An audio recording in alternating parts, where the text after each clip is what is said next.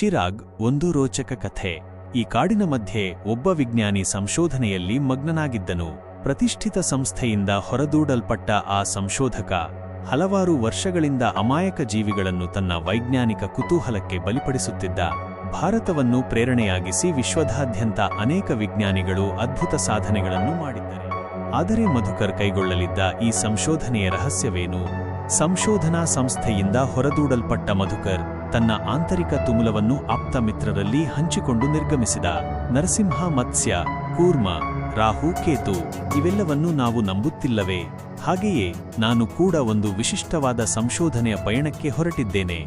ಧ್ವನಿಯಲ್ಲಿ ಒಂದು ರೀತಿಯ ಸವಾಲಿನ ಭಾವ. ಈ ಸಂಸ್ಥೆ ನನ್ನ ಸಂಶೋಧನೆಯನ್ನು ತಡೆಯಲು ಯತ್ನಿಸಿದರೆ ನಾನು ಸುಮ್ಮನಿರುವುದಿಲ್ಲ. ಈಗ ನನ್ನ ಬದುಕಿನಲ್ಲಿ ಕತ್ತಲು ಆವರಿಸಿದ್ದರೂ ಬೆಳಕು ಬರುವವರೆಗೂ ಕಾಯುವೆ. ಸೂರ್ಯನ ಪ್ರಕಾಶವನ್ನು ಭೂಮಿಗೆ ಬರದಂತೆ ಎಷ್ಟು ಕಾಲ ತಡೆಹಿಡಿಯಬಹುದು ಎಂದು ನೋಡೋಣ. ಹೀಗೆಂದು ಗುಡುಗುತ್ತಾ ಅವನು ಅಲ್ಲಿಂದ ತೆರಳಿದ. ಮರುದಿನವೇ ಮಧುಕರ್ ಆ ಕಾಡಿನ ಆಳದಲ್ಲಿ ಒಂದು ರಹಸ್ಯವಾದ ಮನೆಯನ್ನು ನಿರ್ಮಿಸಿ ತನ್ನ ಸಂಶೋಧನೆಗಳಲ್ಲಿ ಮುಳುಗಿದ್ದ. ಅವನ ದೃಷ್ಟಿಯಲ್ಲಿ ಮನುಷ್ಯನಿಗೆ ಅಸಾಧ್ಯವಾದುದು ಯಾವುದೂ ಇರಲಿಲ್ಲ. ಪಣತೊಟ್ಟರೆ ದೇವರನ್ನೇ ಕರೆಯಬಹುದು ಎಂಬ ಅಚಲವಾದ ನಂಬಿಕೆ ಅವನದಾಗಿತ್ತು. ಮಧುಕರ್ನ ಸಂಶೋಧನೆಯು ಒಂದು ವಿಶಿಷ್ಟ ಪ್ರಯತ್ನವಾಗಿತ್ತು. ಇಡೀ ಜಗತ್ತೇ ಅವನತ್ತ ತಿರುಗಿ ನೋಡುವಂತಹ ಒಂದು ಅಸಾಧಾರಣ ಆವಿಷ್ಕಾರವನ್ನು ಅವನು ಮಾಡುತ್ತಿದ್ದಾನೆಂದು ಅವನು ಬಲವಾಗಿ ನಂಬಿದ್ದ. ಸಾಕು ಪ್ರಾಣಿಗಳಲ್ಲಿ ಅತ್ಯಂತ ಭಯಾನಕವಾದ ಕೋಪಭರಿತ ನಾಯಿಯನ್ನು ಸೃಷ್ಟಿಸುವುದು ಅವನ ಮುಖ್ಯ ಗುರಿಯಾಗಿತ್ತು. ಮಿಂಚಿನ ವೇಗದಲ್ಲಿ ಓಡುವ ಅಪಾರ ಶಕ್ತಿಯುಳ್ಳ ನಾಯಿಯನ್ನು ರೂಪಿಸಲು ಅವನು ಹಗಲಿರುಳು ಶ್ರಮಿಸಿದ. ಅವನ ಅಂತರಂಗದ ಆಸೆ ಏನೆಂದರೆ, ನಾನು ಮಾಡುವ ಈ ಸಂಶೋಧನೆಯು ನನ್ನ ದೇಶದ ಭದ್ರತೆಗೆ ನೆರವಾಗಲಿ, ವೈರಿಗಳನ್ನು ನಾಶಪಡಿಸಲು ನಮ್ಮ ಸೈನಿಕರಿಗೆ ಸಹಾಯವಾಗಲಿ, ಸೇನೆಯ ದಕ್ಷತೆಯನ್ನು ಹೆಚ್ಚಿಸಲಿ. ಈ ಮಹತ್ವಾಕಾಂಕ್ಷೆಯೊಂದಿಗೆ ಅವನು ತನ್ನ ಪ್ರಯೋಗಗಳಲ್ಲಿ ನಿರತನಾಗಿದ್ದ. ಚಿರತೆ ಮತ್ತು ನಾಯಿಯನ್ನು ಆತನು ತನ್ನ ಸಂಶೋಧನೆಗೆ ಒಳಪಡಿಸಿದ್ದನು.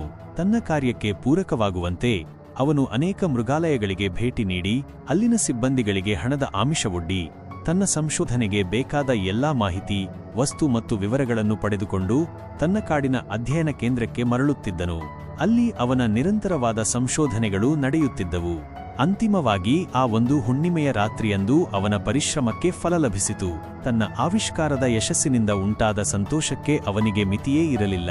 ಒಂದು ಕ್ಷಣ ತಾನೇ ದೇವರು ಎಂದು ಅವನು ಭ್ರಮಿಸಿದನು. ಆ ಹೊಸ ಜೀವಿಯನ್ನು ಉಳಿಸಿ ಬೆಳೆಸಲು ಅವನು ಬಹಳಷ್ಟು ಕಷ್ಟಪಟ್ಟನು. ಹಗಲು ರಾತ್ರಿ ಎನ್ನದೆ ಶ್ರಮಿಸಿದನು. ತಾನು ಸೃಷ್ಟಿಸಿದ ಆ ಹೊಸ ಜೀವಿ ಅದಕ್ಕವನು ಚಿರಾಗ್ ಎಂದು ನಾಮಕರಣ ಮಾಡಿದನು. ತಾನು ಮಾಡಿದ ಅನ್ವೇಷಣೆಯನ್ನು ಒಂದು ಪುಸ್ತಕದಲ್ಲಿ ಬರೆದಿಡುತ್ತಾನೆ. ಚಿರಾಗ್ ಬೆಳೆದು ದೊಡ್ಡದಾಯಿತು. ಹೊಸ ಚೈತನ್ಯ ಮತ್ತು ಮಿಂಚಿನ ವೇಗದಿಂದ ಅದು ಓಡಲಾರಂಭಿಸಿತು. ಅದು ಪ್ರತಿದಿನ ಹಸಿ ಮಾಂಸವನ್ನು ಮಾತ್ರ ಬಯಸುತ್ತಿತ್ತು. ಬೇಯಿಸಿದ ಮಾಂಸವನ್ನು ತಿನ್ನುವುದನ್ನು ನಿಲ್ಲಿಸಿತು. ಈ ವಿಚಿತ್ರ ವರ್ತನೆಯಿಂದ ಮಧುಕರ್ ಬಹಳಷ್ಟು ಆತಂಕಗೊಂಡನು. ಶಕ್ತಿಶಾಲಿಯಾಗಿ ಬೆಳೆದ ಚಿರಾಗ್ ಒಂದು ದಿನ ಮಧುಕರನ ಮನೆಯಿಂದ ತಪ್ಪಿಸಿಕೊಂಡು ಕಾಡಿನತ್ತ ತನ್ನ ಬೇಟೆಗಾಗಿ ಓಡಿಹೋಯಿತು. ಚಿರಾಗ್, ಚಿರಾಗ್ ಎಂದು ಕೂಗುತ್ತಾ ಮಧುಕರ್ ಅದರ ಹಿಂದೆ ಓಡಿದ. ಕಾಡಿನೊಳಗೆ ನುಗ್ಗಿದ ಚಿರಾಗ್ ಒಂದು ಜಿಂಕೆಯನ್ನು ಕಂಡು ಅದನ್ನು ಕೊಲ್ಲಲು ಮುಂದಾಯಿತು. ಆದರೆ ಜಿಂಕೆಯ ಮಿಂಚಿನ ಓಟದ ಮುಂದೆ ಬೇಟೆಯಾಡುವುದು ಅಸಾಧ್ಯವೆನಿಸಿತು. ಹಸಿವಿನಿಂದ ಕಂಗೆಟ್ಟಿದ್ದ ಚಿರಾಗ್ ಕೋಪದಿಂದ ಪ್ರಾಣಿಗಳನ್ನು ಹುಡುಕುತ್ತಾ ಅಲೆಯಿತು. ಅಷ್ಟರಲ್ಲಿ ಮಧುಕರ್ ಚಿರಾಗ್ನನ್ನು ಹುಡುಕುತ್ತಾ ಕಾಡಿನ ಮಧ್ಯಭಾಗವನ್ನು ಪ್ರವೇಶಿಸಿದನು. ಮೊದಲೇ ಹಸಿವಿನಿಂದ ಬಳಲುತ್ತಿದ್ದ ಚಿರಾಗ್ ತನ್ನ ಮಾಲಕನನ್ನೇ ತಿನ್ನಲು ಆಕ್ರಮಣ ಮಾಡಿತು. ತಾನು ಸೃಷ್ಟಿಸಿದ ಚಿರಾಗ್ ತನಗೆ ಎರಗುತ್ತಿರುವುದನ್ನು ಕಂಡು ಮಧುಕರ್ ಭಯಭೀತನಾದನು. ನಾನು ತಪ್ಪು ಮಾಡಿದೆ, ಓ ದೇವರೇ, ನನ್ನನ್ನು ಕ್ಷಮಿಸು ಎಂದು ಅವನು ಗೋಳಾಡಿದನು. ಚಿರಾಗ್ನನ್ನು ಹೀಗೆ ಬೆಳೆಯಲು ಬಿಟ್ಟರೆ ಅದು ಮನುಕುಲಕ್ಕೆ ಅಪಾಯಕಾರಿ. ಈಗಲೇ ಇದನ್ನು ನಾಶ ಮಾಡಬೇಕು ಎಂದು ಯೋಚಿಸಿದನು. ಕತ್ತಿಯಿಂದ ಚಿರಾಗ್ನನ್ನು ಕೊಲ್ಲಲು ಮುಂದಾದ ತಕ್ಷಣ ಚಿರಾಗ್ ತಪ್ಪಿಸಿಕೊಂಡು ಮಧುಕರ್ನನ್ನು ಅತ್ಯಂತ ಸುಲಭವಾಗಿ ಕೊಂದಿತು. ನಂತರ ತನ್ನ ಹಸಿವಿನ ದಾಹವನ್ನು ತೀರಿಸಿಕೊಳ್ಳಲು ತನ್ನ ಮಾಲಕನ ರಕ್ತವನ್ನೂ ಕುಡಿದು ಅವನ ದೇಹವನ್ನು ತಿಂದು ಮುಗಿಸಿತು. ಮನುಷ್ಯರನ್ನು ಬೇಟೆಯಾಡುವುದು ಸುಲಭ ಎಂದು ತಿಳಿದ ಚಿರಾಗ್ ಕಾಡಿನಲ್ಲಿ ಓಡಾಡಲಾರಂಭಿಸಿತು. ಕಟ್ಟಿಗೆ ಹುಡುಕಲು ಕಾಡಿಗೆ ಬಂದ ಅನೇಕ ಜನರನ್ನು ಅದು ತಿಂದು ಹಾಕಿತು. ಈ ಸುದ್ದಿ ಕಾಡಿನ ಜನರಲ್ಲಿ ಹಬ್ಬಿತು ಮತ್ತು ಆ ಗುಡ್ಡಗಾಡು ಪ್ರದೇಶದ ಕಡೆಗೆ ಜನರು ಬರುವುದನ್ನೇ ನಿಲ್ಲಿಸಿದರು. ಈ ರಹಸ್ಯ ಪ್ರದೇಶಕ್ಕೆ ಬಂದವರೆಲ್ಲರೂ ಕಾಣೆಯಾಗುತ್ತಿರುವ ವಿಷಯ ಪತ್ರಿಕೆಯಲ್ಲಿ ಪ್ರಸಾರ ಮಾಧ್ಯಮದಲ್ಲೂ ಹರಡಿತು. ಪ್ರಕಾಶ ಮತ್ತು ಮುಕೇಶ್ ಅರಣ್ಯ ಪ್ರದೇಶಕ್ಕೆ ಪ್ರವಾಸಕ್ಕೆಂದು ಹೊರಟಿದ್ದರು. ಅದರಲ್ಲಿ ಪ್ರಕಾಶ ಕಣ್ಮರೆಯಾಗಿದ್ದನು. ಮುಕೇಶನು ಕಾಡಿನಲ್ಲಿ ಸಿಕ್ಕಿದಂತಹ ರಹಸ್ಯ ಪುಸ್ತಕವನ್ನು ಮನೆಗೆ ತಂದನು. ನಡೆದ ಘಟನೆಯನ್ನು ತನ್ನ ಗೆಳೆಯರಲ್ಲಿ ತಿಳಿಸಿದನು. ರಾಜು ಆ ಅರ್ಧ ಬರೆದ ಪುಸ್ತಕವನ್ನು ಓದಿ ನಿಗೂಢ ಅರಣ್ಯ ಪ್ರದೇಶದಲ್ಲಿ ಕಾಣೆಯಾಗಿದ್ದ ತನ್ನ ಮಿತ್ರನಾದ ಪ್ರಕಾಶನನ್ನು ಹುಡುಕಿ ಕರೆತರಲು ನಿರ್ಧರಿಸಿದನು. ಪಟ್ಟಣದಿಂದ ಕೆಲವು ಜನರು ಬೇಸಿಗೆ ರಜೆಯಲ್ಲಿ ಜಲಪಾತದ ಸೌಂದರ್ಯವನ್ನು ಸವಿಯಲು ಕಾಡಿನ ಕಡೆಗೆ ಟ್ರೆಕ್ಕಿಂಗ್ ಹೊರಟರು. ಆ ಕುಟುಂಬದಲ್ಲಿ ರಾಜು ಎಂಬ ಯುವಕನಿದ್ದನು. ಅವನು ಬಹಳ ಉತ್ಸಾಹಿಯಾಗಿದ್ದ. ನಿರ್ಜನ ಪ್ರದೇಶಗಳಿಗೆ ಪ್ರವಾಸ ಹೋಗುವುದೆಂದರೆ ಅವನಿಗೆ ಅಚ್ಚುಮೆಚ್ಚು. ತನ್ನ ಸ್ನೇಹಿತರಲ್ಲಿ ವಿಚಾರಿಸಿ ಒಂದು ಗೈಡ್ನನ್ನು ಗೊತ್ತುಪಡಿಸಿಕೊಂಡನು.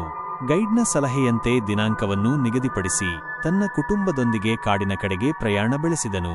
ಪ್ರವಾಸಕ್ಕಾಗಿ ಅವರು ಬಹಳಷ್ಟು ಸಿದ್ಧತೆಗಳನ್ನು ಮಾಡಿಕೊಂಡಿದ್ದರು. ಪಟ್ಟಣದಿಂದ 5 ದಿನಗಳ ಕಾಡಿನ ಪ್ರವಾಸ, ಜಲಪಾತ ವೀಕ್ಷಣೆ ಮತ್ತು ವನ್ಯಜೀವಿಗಳನ್ನು ನೋಡುವುದು ಅವರ ಪ್ರವಾಸದ ಮುಖ್ಯ ಉದ್ದೇಶವಾಗಿತ್ತು. ಹೀಗೆ ಕಾರಿನಲ್ಲಿ ಕಾಡಿನ ಕಡೆಗೆ ಹೊರಟ ಆ ಕುಟುಂಬವು ಅರಣ್ಯ ಪ್ರದೇಶವನ್ನು ತಲುಪಿತು. ಅಲ್ಲಿ ಅರಣ್ಯಾಧಿಕಾರಿಗಳು ರಾತ್ರಿಯ ವೇಳೆ ಸಂಚರಿಸುವುದು ಸುರಕ್ಷಿತವಲ್ಲ, ಬಹಳ ಅಪಾಯಕಾರಿ ಎಂದು ಎಚ್ಚರಿಸಿದರು. ಆದರೂ ರಾಜು ಅರಣ್ಯಾಧಿಕಾರಿಗಳಿಗೆ ಹಣದ ಆಮಿಷವೊಡ್ಡಿ ಕಾಡಿನೊಳಗೆ ಹೋಗಿ ಬರುವುದಾಗಿ ಪಟ್ಟು ಹಿಡಿದನು. ಕಾಡಿನೊಳಗೆ ಸಾಗುತ್ತಿದ್ದ ಅವರ ಕಾರು ದಾರಿ ಮಧ್ಯದಲ್ಲಿ ಕೆಟ್ಟು ನಿಂತಿತು. ಅನಿವಾರ್ಯವಾಗಿ ಅವರು ರಾತ್ರಿಯಲ್ಲೇ ಉಳಿದುಕೊಳ್ಳಲು ನಿರ್ಧರಿಸಿದರು. ಬೆಳಿಗ್ಗೆ ಮೆಕ್ಯಾನಿಕ್ನನ್ನು ಕರೆಸಿ ಕಾರನ್ನು ದುರಸ್ತಿ ಮಾಡಿಕೊಂಡು ಅಲ್ಲಿಂದ ಮುಂದೆ ಕಾಡಿನೊಳಗೆ ಸಫಾರಿ ಮಾಡಲು ನಿರ್ಧರಿಸಿದರು. ಅಲ್ಲಿ ಸಂಚರಿಸುತ್ತಿದ್ದ ಒಬ್ಬ ವ್ಯಕ್ತಿ ಅವರನ್ನು ತಡೆದು, ದಯವಿಟ್ಟು ಈ ಕಾಡಿನೊಳಗೆ ಪ್ರವೇಶಿಸಬೇಡಿ, ಇಲ್ಲಿ ಬಹಳ ಅಪಾಯವಿದೆ, ನಿಮ್ಮ ಪ್ರಾಣ ಉಳಿಯಬೇಕಾದರೆ ನೀವು ಇಲ್ಲಿಂದ ಹೊರಡಿ ಎಂದು ಸಲಹೆ ನೀಡಿದನು.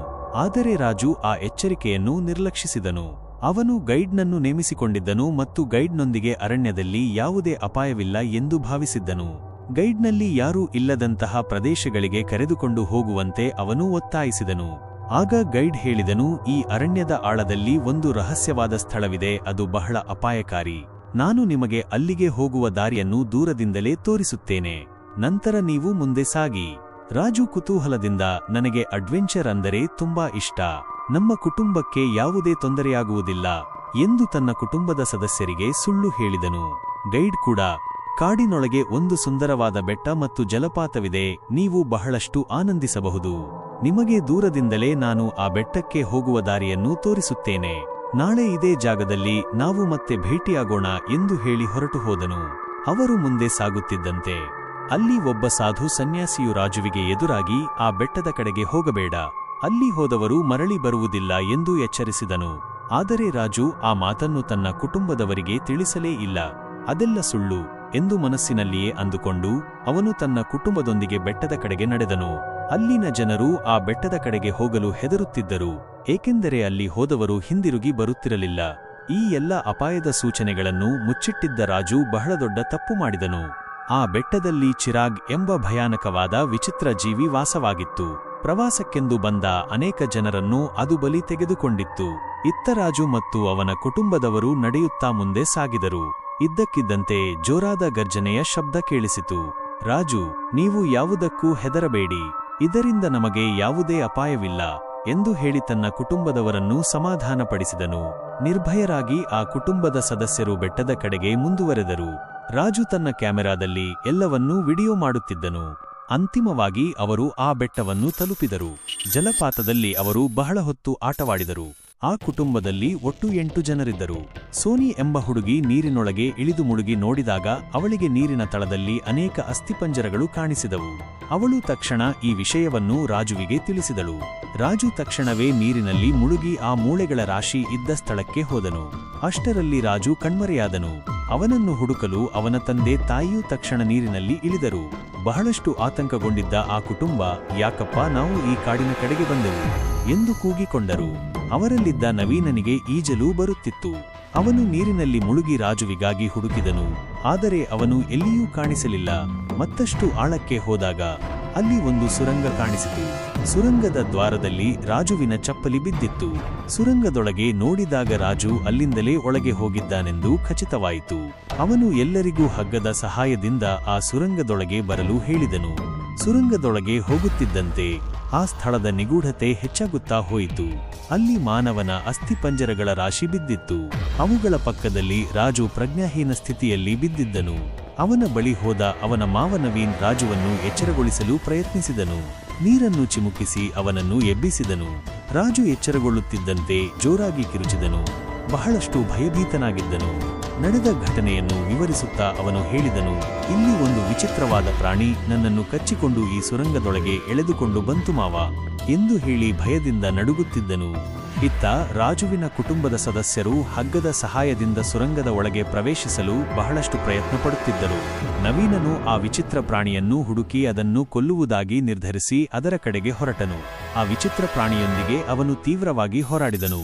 ಒಂದು ದೊಡ್ಡ ಕೋಲಿನಿಂದ ಅದನ್ನು ಸಾಕಷ್ಟು ಹೊಡೆದನು. ಆ ಪ್ರಾಣಿ ಸತ್ತೇ ಹೋಯಿತು ಎಂದು ನವೀನ್ ಭಾವಿಸಿದನು. ಆ ವಿಚಿತ್ರ ಪ್ರಾಣಿಯ ಹೋರಾಟವೂ ರೋಚಕವಾಗಿತ್ತು. ಅಂತಿಮವಾಗಿ ಕುಟುಂಬದ ಸದಸ್ಯರು ಸುರಂಗದ ಒಳಗೆ ಪ್ರವೇಶಿಸಿದರು. ರಾಜು ತನ್ನ ಕುಟುಂಬಸ್ಥರನ್ನು ಕಂಡು ಓಡಿಹೋಗಿ ಅವರನ್ನು ತಬ್ಬಿಕೊಂಡನು ಮತ್ತು ಜೋರಾಗಿ ಅತ್ತನು. ಹಾಗೆಯೇ ಎಲ್ಲರೂ ಜೋಪಾನದಿಂದ ಆ ಭಯಾನಕ ಕಾಡಿನಿಂದ ಹೊರನಡೆದರು. ಆದರೆ ಗಾಯಗೊಂಡಿದ್ದ ಆ ವಿಚಿತ್ರ ಪ್ರಾಣಿ ಎಚ್ಚರಗೊಂಡಿತು. ಕಾಡಿನೊಳಗೆ ಓಡಿಹೋಗಿ ಕೋಪದಿಂದ ಘರ್ಜಿಸಿತು. ಆ ಘರ್ಜನೆಯು ಭಯಾನಕವಾಗಿತ್ತು. ರಾಜು ಮತ್ತು ಅವನ ಕುಟುಂಬಸ್ಥರಿಗೂ ಅದು ಕೇಳಿಸಿತು. ಇನ್ನೊಮ್ಮೆ ಕಾಡಿಗೆ ಬರುವೆ, ನನ್ನ ಪ್ರತೀಕಾರ ತೀರಿಸಿಕೊಳ್ಳುವೆ. ಇದರೊಂದಿಗೆ ಕಥೆಯೂ ಮುಕ್ತಾಯಗೊಳ್ಳುತ್ತದೆ.